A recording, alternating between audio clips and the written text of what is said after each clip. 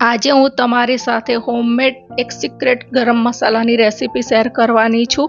આ મસાલો તમારા દાળ શાકનો ટેસ્ટ એકદમ બમણો કરી દેશે। એટલો ટેસ્ટી આ ગરમ મસાલો બનીને તૈયાર થાય છે અને ફક્ત 5 મિનિટમાં તમે એકદમ શુદ્ધ ગરમ મસાલો ઘરે બનાવી શકો છો। તો ચાલો શરૂ કરીએ। તો સૌથી પહેલા ગરમ મસાલો બનાવવા માટે આપણે અહીંયા 25 ગ્રામ જેટલા ધાણા લીધા છે, આખા ધાણા લીધા છે। ત્યાર પછી 1.5 ટેબલસ્પૂન જેટલું આપણે જીરું લઈશું। આ આખું જીરું છે। ત્યાર પછી આપણે અડધી ટીસ્પૂન જેટલું આપણે વરિયાળી લેવાની છે અને 1 ટેબલસ્પૂન કાળા મરી લેવાના છે। તો આ રીતે તમે માપ પ્રમાણે લેશો ને મસાલા તો તમારો ગરમ મસાલો એકદમ સરસ બનશે। હવે 1 ચમચી આપણે લવિંગ લઈશું અને 1 ચમચી આપણે ઇલાયચી લઈશું। ત્યાર પછી એની અંદર આપણે 7 થી 8 ગ્રામ જેટલા એટલે 10 નંગ જેટલા આપણે તજ લઈશું। એટલે વજનમાં 6 થી 7 ગ્રામ જેટલા છે। ત્યાર પછી એની અંદર આપણે મોટી 3 થી 4 ઇલાયચી લેવાની છે અને 1 ચક્રી ફૂલ 1 કે 2 તમે લઈ શકો છો। હું અહીંયા 2 લઉં છું અને 2 નંગ જાવંત્રી લઈશું। આના લીધે આપણા ગરમ મસાલાનો ટેસ્ટ ખૂબ જ સરસ આવે છે અને સુગંધ પણ સરસ આવે છે। અને 1 જાયફળ લઈશું।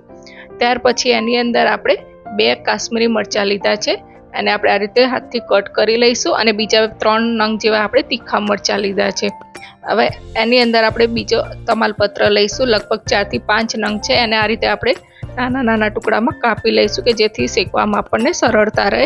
તો આ રીતે આપણે આ તમાલપત્રને કટ કરી લીધા છે। હવે એની અંદર એકદમ મોસ્ટ ઇમ્પોર્ટન્ટ ઇન્ગ્રેડિયન્ટ્સ છે ખસખસ, જેને પોસ્તી દાણા પણ કહેવાય છે। તો અને અડધી ટીસ્પૂન તલ લઈશું તો જેના લીધે આપણા શાકમાં એનો ટેસ્ટ ખૂબ જ સરસ આવે છે। અને 2 ચમચી જેટલા આપણે ગુલાબના સૂકા પાંદડીઓ લઈશું। આ બધું જ આપણે સારી રીતે મિક્સ કરી લેવાનું છે। હવે અહીંયા આપણે કઢાઈને ગરમ કરીશું। કઢાઈ સહેજ ગરમ થાય ને પછી જ આપણે મસાલા એડ કરવાના છે। તો હવે આપણી કઢાઈ ગરમ થઈ ગઈ છે તો એની અંદર બધા જ મસાલા આપણે એડ કરી લઈશું અને સારી રીતે શેકી લેવાના છે। તો અહીંયા ગેસની ફ્લેમ એકદમ લો રાખવાની છે અને કન્ટિન્યુઅસ આપણે ચલાવતા રહેવાનું છે। અને હું તમને એક સિક્રેટ વસ્તુ કહું, આપણે મસાલા શેકીએ ને ત્યારે એની અંદર 1/2 ટીસ્પૂન મીઠું એડ કરીશું કે જેના લીધે આપણા મસાલા છે ને નીચે ચોંટે નહીં અને બળી નહીં જાય। તો લગભગ 3 થી 4 મિનિટ થઈ ગઈ છે તો આપણે મસાલાને સારી રીતે શેકી લીધા છે। તો હવે એને થોડી વાર આપણે રૂમ ટેમ્પરેચર ઉપર આવવા દઈશું અને રૂમ ટેમ્પરેચર ઉપર આવે ત્યાર પછી એને મિક્સર જારની અંદર લઈ લઈશું। તો અહીંયા મસાલા એકદમ ગરમ હોય ને ત્યારે નથી પીસવાના। જો તમે એકદમ ગરમ મસાલા પીસો ને તો એની અંદરનો બધો સુગંધ છે ને બધી ઉડી જશે। તો અહીંયા આપણે મિક્સરને ચાલુ બંધ કરીને એકદમ સરસ ફાઇન પાવડરમાં મસાલાને પીસી લેવાના છે। તો ફ્રેન્ડ્સ, તમે જોઈ શકો છો કે અહીંયા આપણા મસાલો હોમમેડ ગરમ મસાલો બનીને તૈયાર થઈ ગયો છે, જે કોઈ પણ શાક કે દાળમાં તમને એનો ટેસ્ટ બહુ સરસ આવશે। તો ફ્રેન્ડ્સ, તમે એકવાર આ રીતે ઘરે બનાવી લેશો ને તો તમે કદી બજારમાંથી કે માર્કેટમાંથી ગરમ મસાલો તૈયાર નહીં લાવો, એ મારી ગેરંટી છે।